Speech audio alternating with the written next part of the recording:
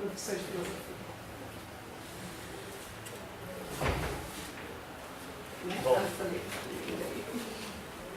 Boa tarde. Eu não vou dizer exatamente qual a proposta da reflexão a princípio. Mas inicio então com uma frase da Donna Haraway. Prefiro ser uma ciborgue a ser uma deusa. E enfatizo a questão do ser uma, o conceito de ciborgue e o conceito de deusa. Mas, do que se trata essa questão da deusa, ou melhor, do que se trata essa certa ousadia de se fazer essa colocação? Fato é que é o seguinte, então começo com uma citação do seu texto, Manifesto Ciborgue, na qual eu vou apresentar para vocês 3 cisões, ou melhor, 3 transgressões da seguinte natureza, se é que podemos falar em natureza. A fronteira entre o humano e o animal está completamente rompida. Caíram as últimas fortalezas da defesa do privilégio da singularidade humana. A linguagem, o uso de instrumentos, o comportamento social, os eventos mentais, nada disso estabelece realmente de forma convincente a separação entre o humano e o animal. Bom, em decorrência disso, o que a gente pode extrair? O que decorre de tal colocação? Nos coloca em um processo de reconhecimento de uma certa conexão entre a natureza e a cultura. Certo? E uma frase de efeito agora, não necessariamente da Haraway, mas eu me autorizei a fazer, que é o seguinte: se Deus, frente a essa perspectiva de proximidade do humano com o animal, Deus estaria morto, fato é então que a deusa também está. Mas como assim? Ainda parece talvez um pouco distante essa questão da deusa, mas não se trata dela a natureza, e quando eu falo deusa, eu estou falando de uma certa natureza em relação ao homem. Não se trata disso. Não se trata este homem, então, que preserva esta natureza, essa deusa, que vai ser projetada assim na mulher. Uma sensível que deve ser preservada. Uma vez que a gente rompe, que a gente tem autoridade para projetar esse cenário, desse rompimento entre o distanciamento do humano e do animal, não se trata de uma natureza em relação ao homem. Se trata de uma natureza onde o humano está inserido e faz parte de todo esse processo de reconhecimento. Bom, logo, essa questão do homem em distanciamento com a natureza não se tratava basicamente de uma mentira. A outra fronteira que eu quero propor para vocês, que talvez esteja transgredida, foi a entre o humano e a máquina. Uma curiosidade para vocês. A comunidade americana de robótica já prevê que em 2030 as máquinas já vão ter capacidade de se auto-replicar. Um fato interessante. 2030, isso é um fato. Deem uma pesquisada no Google e vejam que isso é seríssimo, interessantíssimo também. Cito Haraway, com relação a essa transgressão entre homem e máquina. As máquinas do final do século XX tornaram completamente ambígua a diferença entre o natural e o artificial. Entre a mente e o corpo, entre aquilo que se autocria e aquilo que é exatamente criado. Podendo-se dizer o mesmo de muitas outras distinções que se costumavam aplicar aos organismos e às máquinas. Nossas máquinas são perturbadoramente vivas e nós mesmos assustadoramente inertes. Aí eu trago para vocês, eu vou explorar um pouco já o conceito de ciborgue e vos anuncio, a extensão é real. O celular é parte do nosso corpo. A nossa memória se expandiu para a máquina.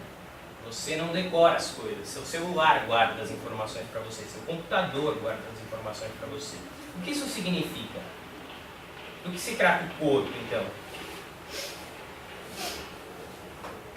Mais um ponto interessantíssimo com relação a essa extensão.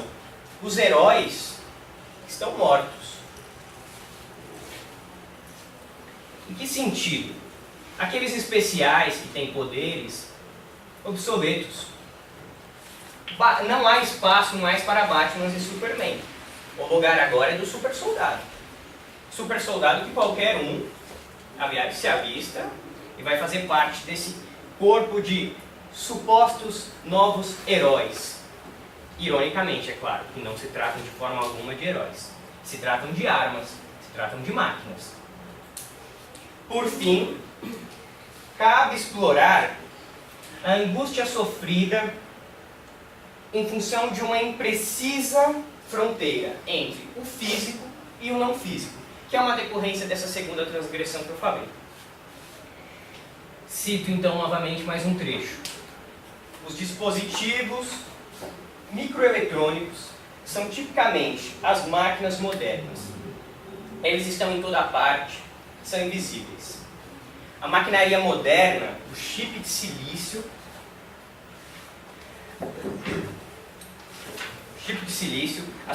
é uma superfície escrita.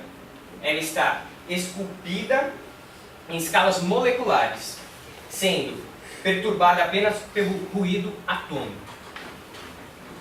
Mas para além disso, vamos fazer uma reflexão sobre esse trecho. Talvez fosse interessante que nós tivéssemos tempo para ler ele com calma. A escrita, então, para além de sua materialidade, para além do livro, para além do papel, ela é um processo de significação. São signos, são códigos. São eles o vetor velado de um processo de dominação da humanidade. São os códigos que estão por trás das interfaces. Mas nós não vemos os códigos. Nós não vemos os signos. A questão é, tratam-se de estruturas materiais? Ou melhor, mas onde estão esses vetores velados, se não numa mediação entre a mente e o silício? E o silício na questão do chip, na questão da máquina. Essa análise teórica da proposta desse manifesto que a Haraway escreve, eu encerro então com a seguinte frase. Assim, meu mito ciborgue significa fronteiras transgredidas, potentes fusões e perigosas possibilidades. Mais precisamente, o ciborgue ele vai ser um conceito, agora eu vou dar uma certa materialidade para o conceito, para além de uma possibilidade de reflexão política do tema. O ciborgue ele vai ser um conceito que ele foi desenvolvido pela NASA no começo das explorações espaciais. Em que sentido? Que o homem, então, vai explorar ambientes para além de sua natureza biológica. Como assim? Bom, ele está indo num ambiente, o astronauta está pisando num ambiente onde não é próprio de sua natureza. Ou seja, a partir da máquina ele está se estendendo, ele está dominando espaços, explorando espaços inexploráveis, até então. Mas, cabe lembrar que essa questão, quando ela traz uma reflexão de certa forma política, psicanalítica da coisa, ela está fazendo uma denúncia muito interessante que talvez não caiba mais se pensar uma natureza. Talvez não faça sentido. Talvez faça sentido pensar uma estrutura, se é que se pode chamar estrutura, para além dessa dicotomização. Algo que dê conta dessa problemática, de todas essas transgressões que eu apresentei para vocês. Bom, talvez seja interessante a gente pegar o texto num próximo momento, fazer uma reflexão desse texto, mas eu perguntaria para vocês se isso gera algum incômodo, se isso gera algum estranhamento, se isso faz sentido ou não. e a palavra é de vocês.